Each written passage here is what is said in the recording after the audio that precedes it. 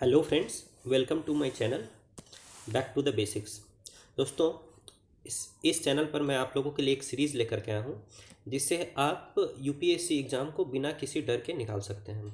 फ़िलहाल हम लोग यूपीएससी प्रीलिम्स पर काम कर रहे हैं और मैंने अभी तक एंशिएंट हिस्ट्री की सारी एमसीक्यूज अपने चैनल पर अपलोड कर दी है, वो आप जा कर के देख लीजिए। और यहाँ से मैं मेडिएवल हिस्ट्री का सेक्शन आप लोगों के लिए लेकर के आया हूँ। मिडिवल हिस्ट्री के सेक्शन में हम लोग आज बात करेंगे गजनवीड एंड टर्किश इन्वेजन्स और दिल्ली सल्तनत के ऊपर। बेसिकली इस टॉपिक्स पर मैं आपको खूब सारे एमसीक्यू सॉल्व कराऊंगा, जिससे कि जो छोटी छोटी मिस्टेक्स आप यूपीएससी प्रीलिम्स एग्जाम में कर सकते हैं वो आप अवॉइड कर पाएंगे। प्लस बहुत सारे छोटे छोटे नुआंसेस और स्मॉल फैक्ट्स जो कि यूपीएससी एग्जाम में कई बार पूछ लिए जाते हैं, उनसे भी आप रूबरू हो जाएंगे। दोस्तों, आज का हमारा टॉपिक है गजनवीड एंड टर्किश इन्वेजन्स और दिल्ली सल्तनत। बेसिकली 1200 से 1400 एडी का टाइम पीरियड हम लोग कवर करने जा रहे हैं। दोस्तों, ये सेशन आप लोगों के लिए काफ़ी हेल्पफुल होगा प्रीलिम्स का एग्ज़ाम क्लियर करने के लिए। दोस्तों, मेरा नाम है आनंद मोहन। मैंने अभी तक यूपीएससी के 3 अटैम्प्ट्स दिए हैं, जिसमें तीनों में मेरा प्रीलिम्स आसानी से हो गया है और इसीलिए मैं आपको प्रीलिम्स में हेल्प करने की इच्छा रखता हूँ। चलिए चलते हैं क्वेश्चंस की तरफ। पहला क्वेश्चन है, in the context of Delhi Saltanat in the history of India consider the following pairs. पहला है चहलगानी। चहलगानी दोस्तों 40 स्लेव्स थे जो टर्किश ओरिजिन के थे। हालांकि स्लेव से मतलब आप वो मिस्टेक मत कर लीजिएगा, उनकी हैसियत स्लेव जैसी नहीं थी, वो तो एक तरीके से चीफ की तरह थे। वो लोग राजा को हेल्प करते थे, राजा को सलाह वगैरह मशवरा देते थे। तो चहलगानी 40 टर्किश चीफ्स, ये बिल्कुल सही है दोस्तों। दूसरा देखिए चौगन। चौगन बेसिकली दोस्तों हॉर्स पोलो कहते हैं। जो सुल्तान और मुगल रूल में ये चौगन खेलने का परंपरा काफ़ी था। वो लोग घोड़े पर बैठ करके पोलो खेलते थे। ठीक है, तो ये हो जाएगा पोलो लाइक स्पोर्ट, लेकिन ये इससे मिसमैच किया हुआ है। ठीक है, फिर देखिए शहना, देख लीजिए। शहना है एक ऑफिसर जो कि प्राइस को रेगुलेट और कंट्रोल करेगा। ये अलाउद्दीन खिलजी ने शहना अपॉइंट किया था दोस्तों, अलाउद्दीन खिलजी। इसको एक्चुअली हम लोग सहना ए मंडी कहते थे, सहना ए मंडी, यानी मंडी का सहना। ठीक है, यानी मंडी को वो कंट्रोल करेगा। तो बेसिकली देखिए 2 और 4 जो है वो क्रॉस मैच किया हुआ है दोस्तों। बाकी 3 देखिए पाइबोस। पाइबोस जो परंपरा है वो बालबन ने इंट्रोड्यूस किया था अपने नोबल्स को कंट्रोल करने के लिए। मतलब ये इस परंपरा के अंतर्गत नोबल जाएगा और सबसे पहले सुल्तान के पैरों को चूमेगा। तो दोस्तों सोचिए कि वो एक इतना बड़ा ऑफिसर है, अधिकारी है, ठीक है, या मंत्री है, और सुबह सुबह जब वो अपने काम पर जाएगा तो उसका सबसे पहला काम है कि सुल्तान के पैरों को चूमना। हालांकि उसको पैसे बहुत मिलते थे इसलिए, लेकिन ये कितना अजीब सा सिस्टम है। खैर, 3rd और नंबर 1 बिल्कुल सही है दोस्तों। बाकी चौगन और सहना, ये 2 और 4 ये दोनों क्रॉस मैच किया हुआ है। तो है राइट आंसर हो जाएगा दोस्तों 1 and 3 only, option number B. इसको पढ़ लीजिए। देखिए, paibos was a Persian tradition made compulsory by the slave ruler Balban. Balban के द्वारा इसको इंट्रोड्यूस किया गया था दोस्तों।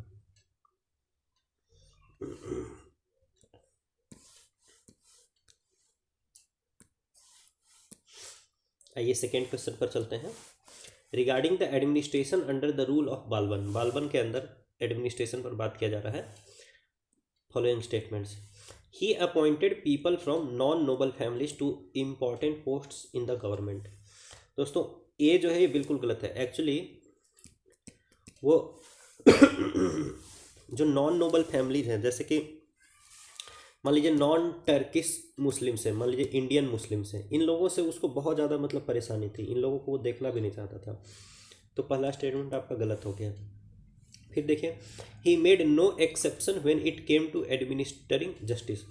दोस्तों ऐसे तो वो जो इंडियन मुस्लिम्स थे उसमें और जो टर्किश ओरिजिन के मुस्लिम्स थे उनमें भेदभाव करता था।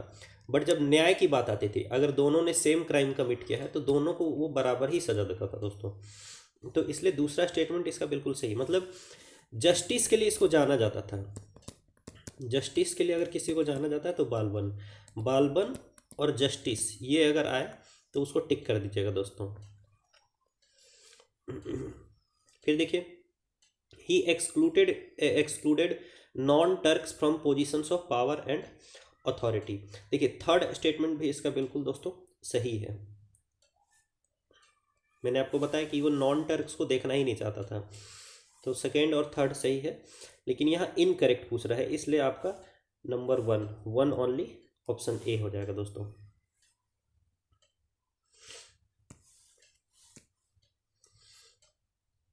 इसको पढ़ लीजिए आप लोग।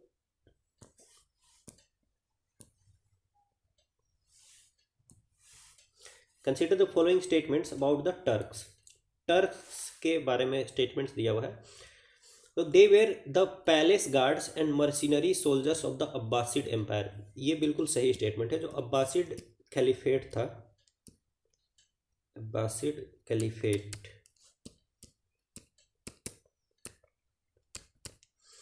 ये जो कैलिफेट होते थे ना, वो लोग क्या करते थे, यहाँ से स्लेब्स लेकर के आते थे सेंट्रल एशिया से, और ये लोग इतने ज़्यादा लॉयल होते थे अपने मालिक के प्रति कि इनको वो लोग एकदम इम्पॉर्टेंट पोस्ट वगैरह देते गए। बट ये सिर्फ अपने मालिक के प्रति लॉयल होते थे, अगर उनके बच्चे हैं या उनके कोई रिलेटिव है उनके प्रति वो लॉयल नहीं होते थे। तो जब खलीफा मरा तो फिर इन लोगों ने काफ़ी पावर अपने हाथों में हथिया लिया। तो खैर पहला स्टेटमेंट आपका बिल्कुल सही दोस्तों। फिर देखिए, there predominant mode of warfare consisted of rapid advance and retreat along with the ruthless plunder. इनका जो युद्ध लड़ने का एक खास तरीका ये था कि बहुत तेज़ी से आगे बढ़ते थे। तो ये बिल्कुल सही बात है दोस्तों। ये जो टर्क्स हैं ये बहुत अच्छे घुड़सवार थे, हॉर्स राइडर्स। तो ये लोग बहुत तेज़ी से आगे बढ़ते थे और रास्ते में जो भी आता था उसको एकदम लूट मार करते हुए ही जाते थे। ठीक है, तो ये सेकेंड स्टेटमेंट भी बिल्कुल सही है दोस्तों। फिर देखिए, the dissolution of Gurjara Pratihara empire was one of the important reasons for Turkish expansion in India. ये भी स्टेटमेंट बिल्कुल सही है दोस्तों। देखिए ये है लगभग आपका इंडिया। ठीक है, इधर तो चलिए पालाज का रूल है पाला, इधर है राष्ट्रकूटा और इधर कोई और है। ठीक है, और यहाँ पर ये जो पोर्शन है यहाँ पर रूल था गुर्जर प्रतिहार का। तो गुर्जर प्रतिहार जब वीक हुआ तो यहाँ पे बहुत सारे छोटे छोटे राजपूत रूलर्स आ गए, उनमें कोई एकता तो थी नहीं। तो इस कारण से जो गुर्जर प्रतिहार का पावर कम होने के बाद जो है इधर नॉर्थ वेस्ट से एक्सपेंशन जो है इंडिया में ये बहुत इजी हो गया दोस्तों। तो इसलिए थर्ड स्टेटमेंट भी आपका सही है, सेकंड भी सही है, फर्स्ट भी सही है। तो इसका राइट आंसर हो जाएगा ऑप्शन नंबर डी, 1, 2 एंड 3। पढ़ लीजिए दोस्तों। आइए फोर्थ क्वेश्चन देखते हैं। In the context of medieval history of India, the term Zabul और जाबुल और Zamindawar is related to which among the following. ठीक है दोस्तों, जाबुल जो है वो आप हमेशा याद रखिए, जाबुल को याद रखिए काबुल से। Zabul is equal to Kabul. ठीक है, और Zamindawar is equal to Kandahar. ये आपने शायद पहले सुना नहीं होगा, बट अब मुझे लगता है आप इसको गलत नहीं करेंगे। बहुत यूनिक सा नाम भी है, जाबुल काबुल, जाबुल काबुल। ठीक है, जमींदावार कांधार, जमींदावार कांधार। तो इसका राइट आंसर हो जाएगा option number D, neighbouring areas to the south of Kabul and Kandahar.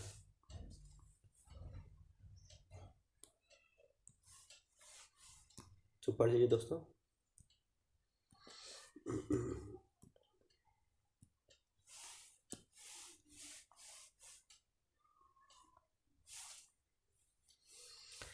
Fifth question पढ़िए। Which of the following statements about Alauddin Khilji is incorrect. Alauddin Khilji के बारे में इनकरेक्ट स्टेटमेंट पूछ रहा है दोस्तों। तो अलाउद्दीन खिलजी ने ही इंट्रोड्यूस्ड द ब्रांडिंग सिस्टम दाग ऑफ हॉर्सेस, ये बिल्कुल सही है। अलाउद्दीन खिलजी ने घोड़ों को का ब्रांडिंग सिस्टम यानी घोड़ों के लिए दाग और सोल्जर्स के लिए हुलिया, यानी उनका चेहरा कैसा है इसका डिस्क्रिप्शन, इसको हुलिया बोलते थे। तो हुलिया और दाग ये दोनों सिस्टम कौन लेकर के आया? तो अलाउद्दीन खिलजी लेकर के आया दोस्तों। तो ये स्टेटमेंट सही है, हमसे इनकरेक्ट पूछा है। दूसरा देखिए, the post of a special officer called Mustakhraj was created to collect land revenue from peasants in the Doab area. ये स्टेटमेंट भी बिल्कुल सही है। दोआब रीजन कहते थे, बेसिकली यमुना और गंगा प्लेन को दोआब बोलते थे, ठीक है। तो वहाँ से टैक्स कलेक्ट करने के लिए, पीजेंट से, किसानों से टैक्स कलेक्ट करने के लिए इसने एक ऑफिसर को नियुक्त किया जिसका नाम था मुस्तखराज। तो ये भी स्टेटमेंट बिल्कुल सही है दोस्तों। फिर देखिए, he did not undertake any market reform system to check the prices. ये बिल्कुल गलत है दोस्तों। एक्चुअली अलाउद्दीन खिलजी ने मार्केट रिफॉर्म लेकर के आया ताकि प्राइस कंट्रोल में रहे, और फिर वो अपने सोल्जर्स को काफ़ी कम पैसे देता था एज ए सैलरी, ठीक है। बट जब वो अपने सोल्जर्स को कम पैसे दे रहा है तो उसका ये टारगेट था कि मैं प्राइसेस इतने कम रखूँगा मार्केट में ताकि मेरे सोल्जर्स कम पैसे में भी अपना काम चला सकें। इसीलिए इसने मार्केट के लिए एक ऑफिसर को भी नियुक्त किया था जिसका नाम था सहनाए मंडी। वही प्राइस कंट्रोल करने में अलाउद्दीन खिलजी की हेल्प करता था, इसलिए थर्ड स्टेटमेंट करेक्ट है। तो यही हमारा राइट आंसर हो गया। फिर देखिए, he maintained a strong and huge standing army to safeguard his empire. ये भी स्टेटमेंट बिल्कुल सही है दोस्तों। तो इसका राइट आंसर हो गया ऑप्शन नंबर सी, क्योंकि अलाउद्दीन खिलजी जो है वो मार्केट रिफॉर्म लेकर के आया था और वो प्राइसेस को काफ़ी कंट्रोल में रखता था।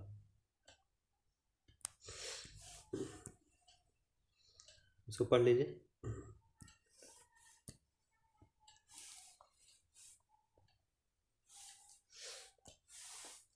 आइए सिक्स्थ क्वेश्चन पर चलते हैं। Consider the following statements with reference to the Khaljis. जो खालजी डायनेस्टी उसके बारे में है। Jalaluddin Khalji followed a policy of tolerance and believed that state should be based on the willing support of the governed. दोस्तों, जो जलालुद्दीन खालजी था ना, वो सोचता था कि हम लोग तो बहुत कम संख्या में, यानी कि जो मुस्लिम्स हैं एंड स्पेशली जो टर्किश मुस्लिम्स हैं, तो अगर हमको अपनी सत्ता को लंबे दिनों, अधिक दिनों तक चलानी है, तो जिनको हम गवर्न कर रहे हैं यानी कि हिंदू और बाकी इंडियन मुस्लिम्स, इन लोगों के प्रति हम लोगों को सहिष्णुता दिखाना होगा, नहीं तो हम लोग ज़्यादा दिन तक रूल नहीं कर पाएंगे, ठीक है। तो ये स्टेटमेंट इसका बिल्कुल सही है। हालांकि ये खुद ज़्यादा दिन तक रूल नहीं कर पाई, लगभग 6 साल तक की रूल कर पाया दोस्तों। तो खैर ऐसा होता है। दूसरा देखिए, Alauddin was the first sultan to pay his soldiers in cash rather than give them a share of बूटी।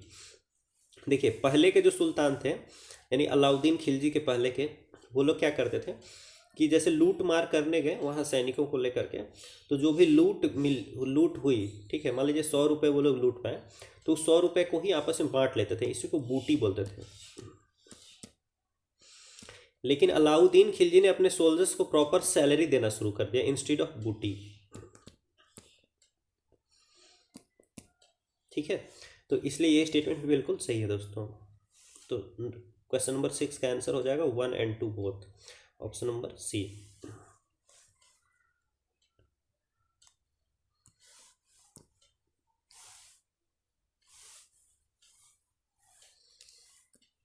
इसको पढ़ लीजिए। आइए चलते हैं क्वेश्चन नंबर 7 में। स्टेटमेंट पढ़िए दोस्तों। With reference to medieval history of India, ठीक है, मध्यकालीन भारत के बारे में स्टेटमेंट दिया हुआ है। Firoz Shah Tughlaq was the first sultan of Delhi who ordered for the measurement of land. अच्छा, फिर दूसरा है Alauddin Khilji was the first sultan to impose irrigation tax. दोस्तों बेसिकली दोनों स्टेटमेंट सही है, क्रॉस मैच किया हुआ है, ठीक है। फिरोज शाह तुगलक जो था वो सबसे पहले इरिगेशन टैक्स लेकर गया, क्योंकि फिरोज शाह तुगलक ने काफ़ी बड़ी बड़ी नहरें वगैरह भी खुदवाई थी, तो उसने इरिगेशन के लिए काफ़ी काम किया और फिर उसने इरिगेशन पर टैक्स लगाया। तो इरिगेशन ये वर्ड सुनते के साथ, और ऐसा भी नहीं है लेकिन हाँ, इरिगेशन टैक्स कौन लेकर गया? तो फिरोज शाह तुगलक लेकर आया। ना कि अलाउद्दीन खिलजी। और लैंड का मेजरमेंट किसने कराया, लैंड मेजरमेंट किसने कराया, तो लैंड मेजरमेंट कराया अलाउद्दीन खिलजी ने।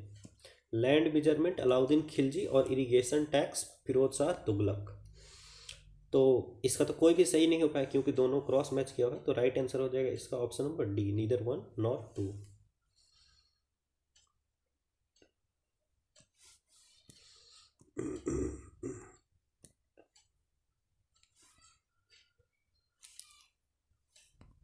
तो पढ़ लीजिए।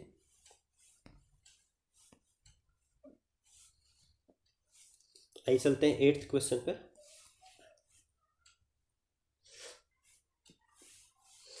With reference to administrative reforms taken during the reign of Tughlaq dynasty. Tughlaq dynasty में क्या क्या एडमिनिस्ट्रेटिव रिफॉर्म किए गए। तो पहला है the iqta system was made hereditary. दोस्तों ये बिल्कुल सही स्टेटमेंट है। एक्चुअली मोहम्मद बिन तुगलक ने काफ़ी सारे एक्सपेरिमेंट किए जिससे कि क्या हुआ कि खजाना काफ़ी खाली हो गया और लोग विद्रोह करने लगे। ठीक है, जो नोबल्स थे और जो छोटे छोटे दूसरे राजा थे वो लोग विद्रोह करने लगे। उसी विद्रोह को जो नोबल्स हैं, ठीक है, उनका विद्रोह को दबाने के लिए ही फिरोज शाह तुगलक ने क्या किया, दबाने के लिए तो क्या उनको और खुश करने के लिए फिरोज शाह तुगलक ने क्या किया कि इक्ता को हेरिडेटरी बना दिया। यानी नोबल अगर डेड मर जाता है तो उसका जो इक्ता है वो उसके बेटे को ट्रांसफर हो जाएगा। पहले इक्ता सिस्टम हेरिडेटरी नहीं था, बट ये फिरोज शाह तुगलक ने नोबल्स को खुश करने के लिए लाया था। तो पहला स्टेटमेंट बिल्कुल सही है दोस्तों। फिर दूसरा देखिए, Firoz Shah Tughlaq imposed an irrigation tax. ये तो मैंने आपको ऊपर ही बताया, तो ये भी सही है। Free hospitals and a marriage bureau were established for poor Muslim women. दोस्तों ये भी बिल्कुल सही स्टेटमेंट है। एक्चुअली फिरोज शाह जो तुगलक जो था, फिरोज शाह तुगलक लोगों को खुश करने के लिए एक उसने जैसे एक डिपार्टमेंट शुरू किया जिसको बोला जाता था दीवान ए खैरात। खैरात होता है ना चैरिटी, तो इससे तो आप रिलेट कर सकते हैं। दीवाने खैरात के तहत वो लोगों को हेल्प करता था, हॉस्पिटल, ठीक है, मैरिज ब्यूरो इत्यादि इत्यादि। तो बेसिकली यहाँ पर तीनों ही स्टेटमेंट आपके सही हैं दोस्तों। तो राइट आंसर हो जाएगा option number A 1, 2 and 3 only. 1, 2 and 3 only क्या।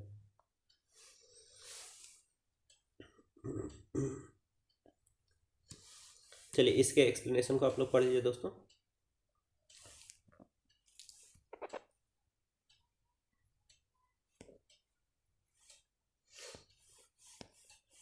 आइए 9th क्वेश्चन पर चलते हैं। मोहम्मद बिन तुगलक के बारे में बात किया जा रहा है। आपको पता है कि मोहम्मद बिन तुगलक ने काफ़ी एक्सपेरिमेंट किए थे। सबसे पहले तो वो कैपिटल को शिफ्ट कर दिया दिल्ली से दौलताबाद। दौलताबाद को देवगिरी भी बोलते हैं दोस्तों। तो ये एक एक्सपेरिमेंट है। दूसरा उसने क्या किया कि उसने गोल्ड और सिल्वर की करेंसी को रिप्लेस कर दिया था कॉपर की रिप्रेजेंटेटिव करेंसी से। अब दिक्कत क्या है कि वो करेंसी जो है उसका जो मेटल का वैल्यू था मान लो 2 रुपये है, बट उसमें लिखा हुआ था 100 रुपये। तो काफ़ी सारे लोग क्या किए, इस मेटल करेंसी को फॉर्ज करने लगे, मतलब डुप्लीकेट करेंसी बनाने लगे। तो इससे भी खजाना खाली हो गया। फिर उसने क्या किया, किराचिल एक जगह है तिब्बत में, इसने बहुत बड़ी आर्मी बनाई और यहाँ किराचिल में भेज दिया उनको लड़ने के लिए। जितने लोग लड़ने गए उसमें से कोई भी जिंदा वापस नहीं आया। ऐसा कहते शायद एक ही आदमी वापस आया था। सोचिए पूरी की पूरी आर्मी ही उधर खत्म हो गई। तो इसके बेसिकली तीनों एक्सपेरिमेंट फेल हो गए थे दोस्तों। ठीक है, तो खैर अब इसके स्टेटमेंट को पढ़िए कि he shifted the capital from Delhi to Devagiri. ये स्टेटमेंट बिल्कुल सही, मैंने आपको बता दिया। फिर दूसरा है he established a separate department Diwan i Amir Kohi to take care of agriculture. ये स्टेटमेंट भी बिल्कुल सही दोस्तों। एक्चुअली क्या है, जब ये सब इसको नुकसान होने लगा तो ये टैक्स बढ़ाने का सोचा तो किसान जो है रिवोल्ट करने लगे। तो किसानों को खुश करने के लिए इसने एग्रीकल्चरल लोन इत्यादि की शुरुआत की जिसको टक्कावी लोन कहते हैं। और ये सारा मैनेज करने के लिए इसने एक डिपार्टमेंट बनाया दीवाने आमिर कोही। ठीक है, टक्कावी लोन रिलेटेड टू एग्रीकल्चर है, याद रखिएगा, ये सब नाम आपको याद रखने हैं।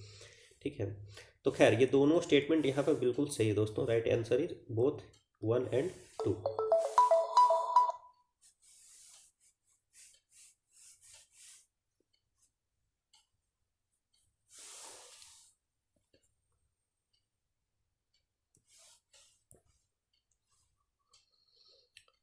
ये एक्सप्लेनेशन पढ़ लीजिए आप लोग। चलिए 10th क्वेश्चन पर आते हैं।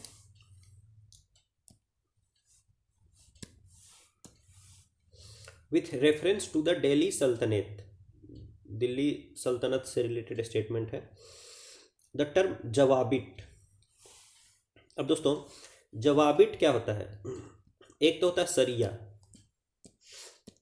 सरिया इस्लामिक लॉ है, ठीक है। इसमें ज़्यादातर जो मतलब पावर रहता है ना वो उलेमाओं का रहता है, ठीक है। और दूसरा है जवाबिट। अब उलेमा मतलब राजा है सुल्तान, ठीक है। और वहाँ अगर उलेमा बोलेगा कि सरिया में ये लिखा है, सरिया में वो लिखा है, तो किंग तो उसका एक तरीके से पपेट बन जाएगा ना दोस्तों फिर। और किंग वहाँ मतलब उलेमाओं की बात सुनने के लिए थोड़े आया है। हाँ ठीक है, अगर कहीं उसको लगा कि उलेमा अच्छा सजेशन दे रहा है तब तो वो उसकी बात सुन लेगा। बट ज़्यादातर किंग यार कोई भी किंग जल्दी दूसरे का पपेट बनना नहीं चाहते हैं, ठीक है। तो इसीलिए जो सुल्तान लोग होते थे वो लोग क्या करते थे, अपना खुद का भी नियम बनाते थे, ठीक है। और बोलते थे कि ये सरिया के अकॉर्डिंग ही है, ठीक है।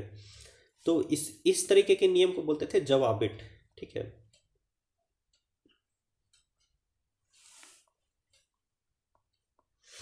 जवाबिट, ठीक है। तो ये हो गए आपके स्टेट के लॉज।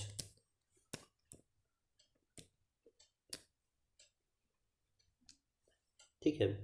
अब यहाँ डी और बी में आपको कंफ्यूजन होगा, ठीक है। मुझे भी कंफ्यूजन हो रहा है वैसे तो, लेकिन इसका राइट आंसर हो जाएगा बी, क्योंकि ये राज्य को चलाने के लिए ही होते थे, ठीक है।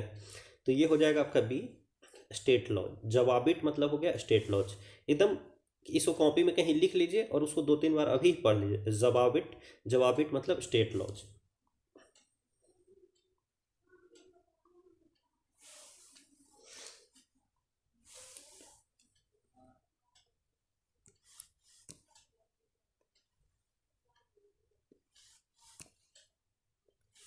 आइए 11th क्वेश्चन को देखते हैं दोस्तों। Consider the following statements about the rule of Kushan. Kushan rule से रिलेटेड, अब ये क्वेश्चन यहाँ कैसे आ गया, बट चलिए ठीक है, उसको सॉल्व कर देते हैं हम लोग। They issued gold coins with a higher degree of metallic purity than those issued by the Guptas. ये बिल्कुल सही स्टेटमेंट है दोस्तों। गुप्त वंश कुषाण वंश के बाद आया था, और उनके टाइम में हालांकि ज़्यादा गोल्ड कॉइन्स उन लोगों ने इशू किए हैं, गुप्ता लोगों ने। संख्या ज़्यादा है बट प्योरिटी उनकी कम है। तो पहला स्टेटमेंट बिल्कुल सही है दोस्तों। दूसरा देखिए, the Indo Greeks were also the first to issue gold coins in India. India में सबसे पहले गोल्ड कॉइन इशू करने वाले जो थे वो इंडो ग्रीक ही थे। And these increased in number under the Kushan. हाँ, तो सबसे पहले इंडो ग्रीक ने इशू किया, उसके बाद कुषाण आया, उन लोगों ने उसकी संख्या और बढ़ा दी। फिर गुप्ताज आए, गुप्ताज ने संख्या और बढ़ा दी। हालांकि गुप्ता के टाइम में प्योरिटी थोड़ी कम हो गई, ठीक है। तो सेकेंड स्टेटमेंट बिल्कुल सही है। फिर देखिए, they portrayed a king on the obverse side and deity on the reverse side of the coin. ये भी बिल्कुल सही दोस्तों। कुषाण किंग और इंडो ग्रीक किंग में इसमें क्वाइन में भी एक साइड तो आपको किंग मिलेगा, यानी किंग यानी राजा का चेहरा वगैरह, ठीक है। और दूसरे साइड वो लोग जिस भी भगवान को मानते हैं उसका फोटो मिलेगा। तो ये स्टेटमेंट बिल्कुल सही है। तो इसका राइट आंसर हो जाएगा 1, 2 एंड 3, यानी कि ऑप्शन नंबर डी।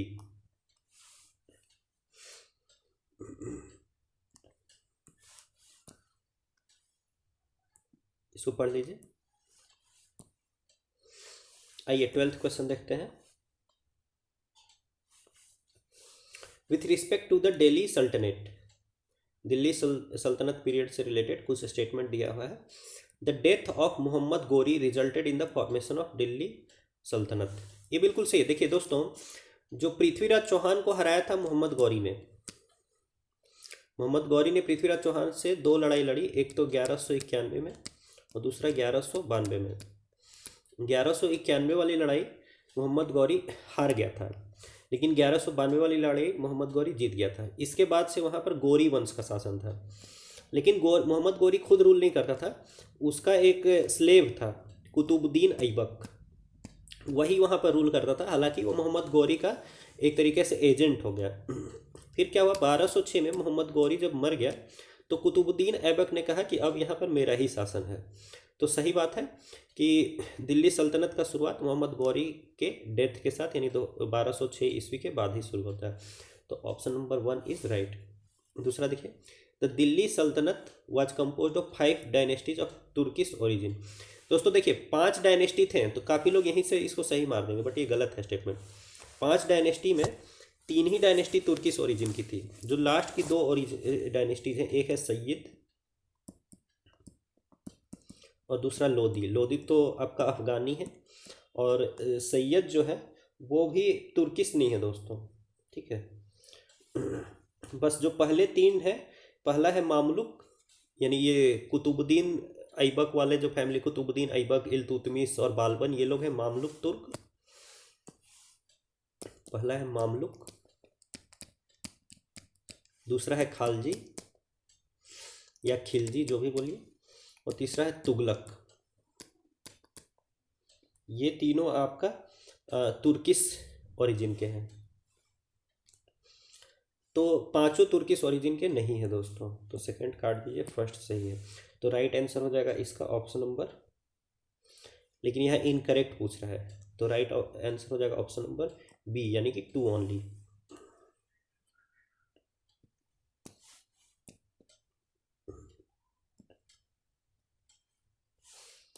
हाँ, ये देखिए सैयद जो डायनेस्टी थी वो मुल्तानी थी, एक तरीके से पाकिस्तानी कह लीजिए, पाकिस्तान में ही मुल्तान है। और बाकी लोधी डायनेस्टी अफगानी थी। आइए 13th क्वेश्चन पर चलते हैं। With reference to the Delhi Saltanat which of the following statements is are correct about Firoz Shah Tughlaq. Firoz Shah Tughlaq से रिलेटेड स्टेटमेंट दिया हुआ है। पहला स्टेटमेंट है, iqtadari system was abolished by him. देखिए ये तो गलत है, एक्चुअली इक्तादारी को तो फिरोज शाह तुगलक ने क्या कर दिया था, हेरेडिटरी बना दिया था, ये ऊपर ही बताया मैं आपको। तो पहला तो गलत ही है। फिर देखिए ही इस्टाब्लिश्ड दीवाने आमिर को ही, ये भी गलत है। दीवाने आमिर को ही जो है वो मोहम्मद बिन तुगलक ने बनाया था किसानों को हेल्प करने के लिए। तो ये भी गलत है। फिर देखिए Bengal became independent from the Delhi Sultanate during his reign. ये स्टेटमेंट बिल्कुल सही है दोस्तों, क्योंकि जो बंगाल है एक्चुअली हर जगह ही विद्रोह शुरू हो गया था। फिरोज शाह तुगलक को तो ये लोग कुछ समझते ही नहीं थे। नोबल्स ने विद्रोह शुरू कर दिया, फिर दिल्ली के आसपास के इलाके में भी लोगों ने विद्रोह कर दिया, और बंगाल तो काफ़ी दूर था, तो वो उनके राज्य से ही छिटक गया। तो इसका ऑप्शन नंबर डी हो जाएगा, 3 only is the right answer. तो पढ़ लीजिए दोस्तों। आइए 14th क्वेश्चन पर आते हैं।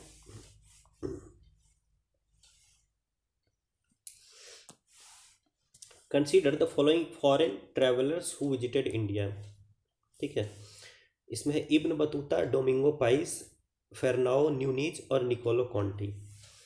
तो इसमें आप हम लोगों को दोस्तों ये करना है, क्रोनोलॉजिकल ऑर्डर में इसको अरेंज करना है कि पहले कौन आया और बाद में कौन आया। तो दोस्तों देखिए इब्न बतूता जो है ये इंडिया में आया था 14th सेंचुरी में, लगभग 1300 समथिंग में, 1300 समथिंग में, ठीक है। तो ये आपको पता है कि इब्न बतूता था मोहम्मद बिन तुगलक के टाइम में, तो ये होगा 1320-30 के आसपास इब्न बतूता आया था। डोमिंगो पाइस जो है ये एक पोर्तुगीज था, और ये कृष्णदेव राय के रूल में आया था। कृष्णदेव राय के रूल में आया था, तो ये मान लीजिए अंदाजन में बताता हूँ 1520s के आसपास डोमिंगो पाइस आया था। फिर आपका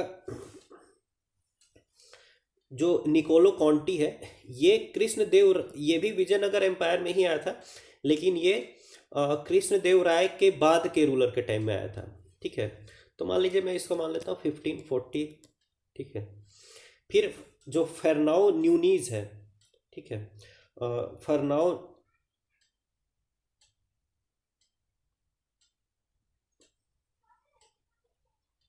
नहीं, उसको देखिए इब्न बतूता है 1320 के आसपास, ठीक है। फिर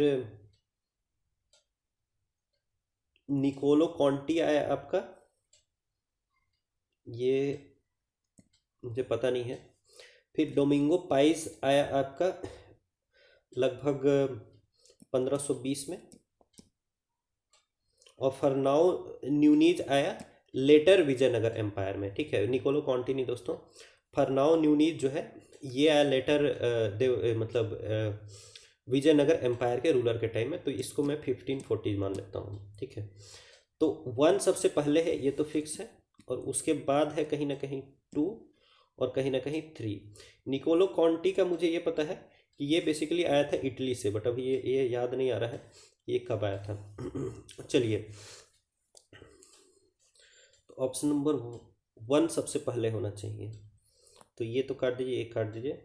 ऑप्शन नंबर 1 है सबसे पहले ए में और बी में, और 1 के बाद पहले 2 होना चाहिए, फिर 3 होना चाहिए, तो ये हो जाएगा ऑप्शन नंबर बी। तो इसका राइट आंसर है 1 4 2 3। ठीक है, तो कहीं ना कहीं निकोलो कॉन्टी जो है वो डोमिंगो पाइस और फरनाओ न्यूनीज से पहले आया है दोस्तों। ठीक है, और इसको अब आप लोग अच्छे से पढ़ लीजिए। इब्न बतूता जो है उसने एक बुक लिखी है रिहला, ये आया था इंडिया में लगभग 1320 में बोल रहा था, ये 1333 में आया है, तो इसको याद रखिएगा।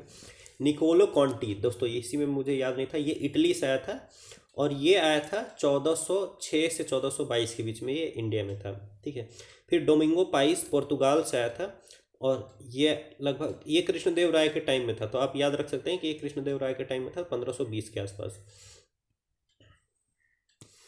फिर आपका फरनाओ न्यूनीज, ये लेटर मतलब ये भी विजयनगर किंगडम को ही विजिट किया था, बट कृष्णदेव राय के बाद, तो वही 1540s हम लोग गेस किए थे, तो ये सही है दोस्तों।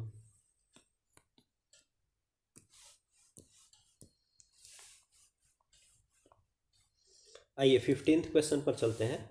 With reference to the Delhi Sultanate, khut खूट मुकद्दम और पटवारी, खूट मुकद्दम पटवारी आप लोग ऐसे भी सुनते होंगे दोस्तों, गांव में वो सब कुछ ना कुछ करने के लिए आते रहते हैं, अभी भी पटवारी वगैरह तो आते ही ज़मीन नापने के लिए वगैरह वगैरह।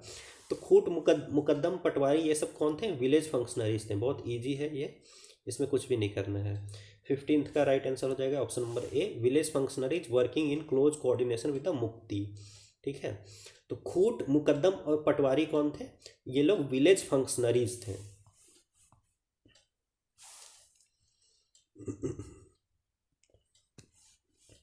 इसको पढ़ लीजिए।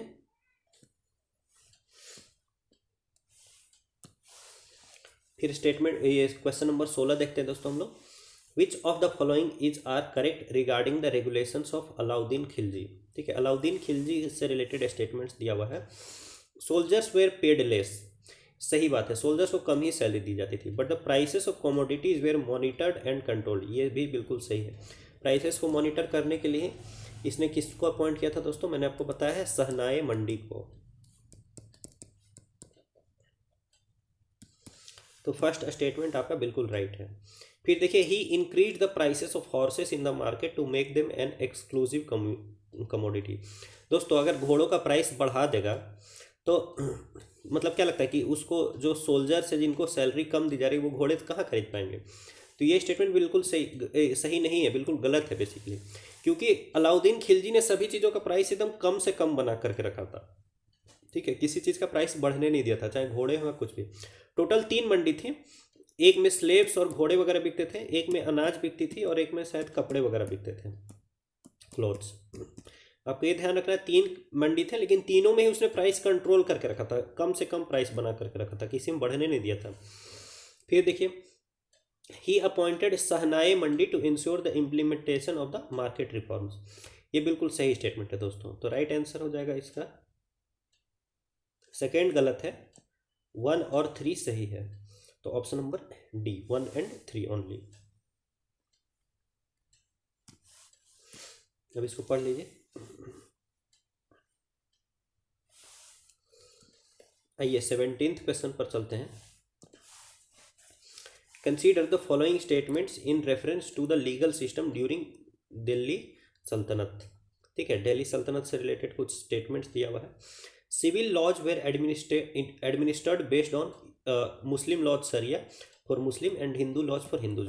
दोस्तों ये बिल्कुल सही है, किसी भी राजा ने इंडिया में जो हिंदू के सिविल लॉज से छेड़छाड़ करने की कोशिश नहीं की है।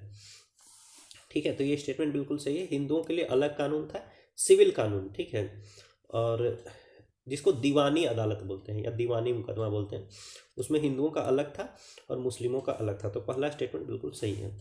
फिर देखिए, the sultans had to supplement the Muslim law by framing their own regulations called zawabit. मैंने ये आपको बताया था कि जो सुल्तान है वो खुद के लिए भी बनाते थे स्टेट लॉज। तो सुल्तान के द्वारा फ्रेम किया हुआ जो स्टेट लॉज है उसको क्या बोला जाएगा? जवाबिट बोला जाएगा।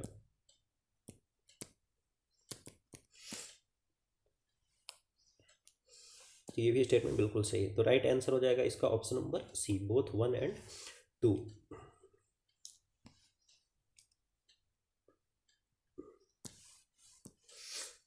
इसको पढ़ लीजिए दोस्तों। दोस्तों इसी के साथ हमारा जो ये फर्स्ट सेशन है ये कंप्लीट होता है। आज हमने बेसिकली सल्तनत हिस्ट्री से रिलेटेड काफ़ी क्वेश्चंस सॉल्व किया है, और नेक्स्ट सेशन में हम लोग मेडिवल हिस्ट्री के और क्वेश्चंस भी सॉल्व करेंगे। आप हमारे चैनल पर बने रहिए। मैं आपको इस बात का भरोसा दिलाता हूं कि अगर आप मेरे साथ साथ सारे MCQ जो मैं यहाँ करा रहा हूँ उसको सॉल्व करते हैं, नहीं कुछ तो अगर आप उसको सिर्फ सुनते भी हैं, मतलब विथ अटेंशन, थोड़ा अलर्ट होके, alertness plus attention is required, इसके साथ अगर आप इसको सुन भी लेते हैं तो मैं इतनी गारंटी देता हूँ कि आपको प्रीलिम्स में काफ़ी हेल्प होगा। प्रीलिम्स एग्जाम क्रैक करने में आपको काफ़ी हेल्प हो जाएगा।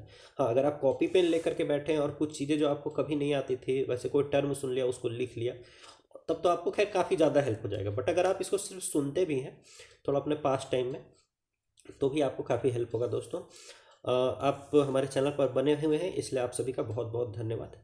फिर से मिलेंगे।